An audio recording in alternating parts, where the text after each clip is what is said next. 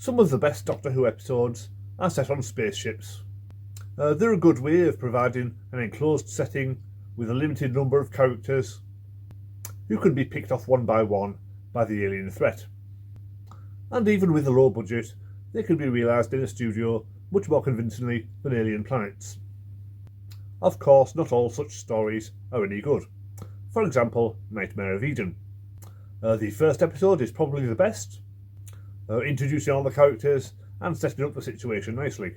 The spaceship sets have enough variety to give the impression of a much larger space.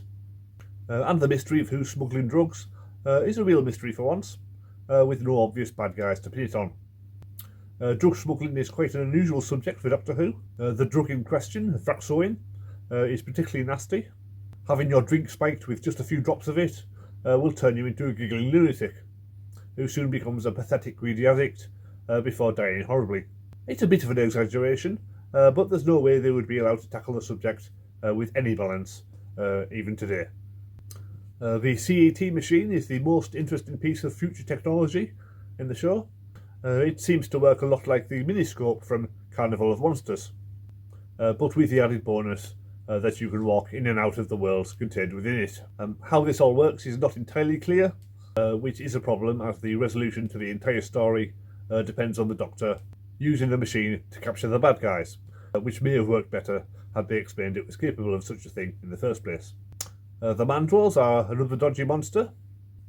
That makes 2 in a row, and I have a suspicion the Naimon next week will do nothing to reverse that trend. To be fair, they are quite effective in the darkened jungle scenes, where you can only see parts of them at any time. It's just that for the majority of the story, they are out in the well-lit studio sets, where they look ridiculous, growling and waving their arms around, and stumbling along like they're on the way home from the pub.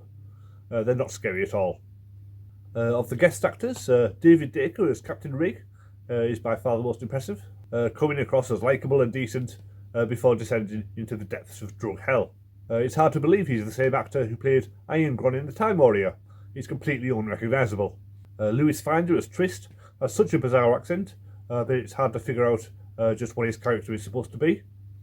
So it's a genuine surprise when his true motives are revealed at the end.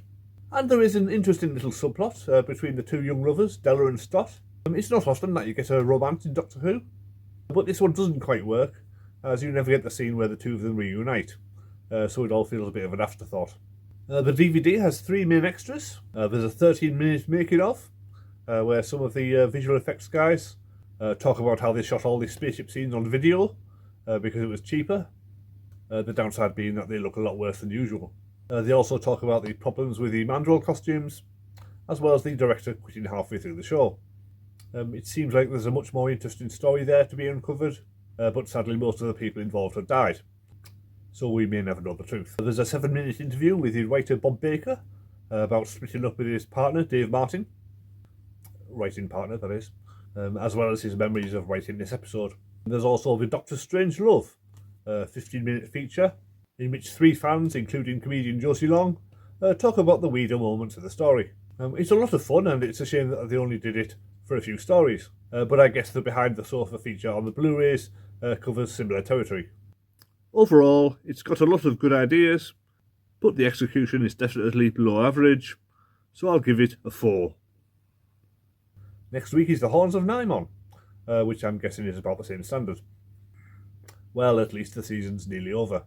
So subscribe to see that video, or check out the link in the description to see the playlist of all my Doctor Who reviews so far. And I'll see you next time.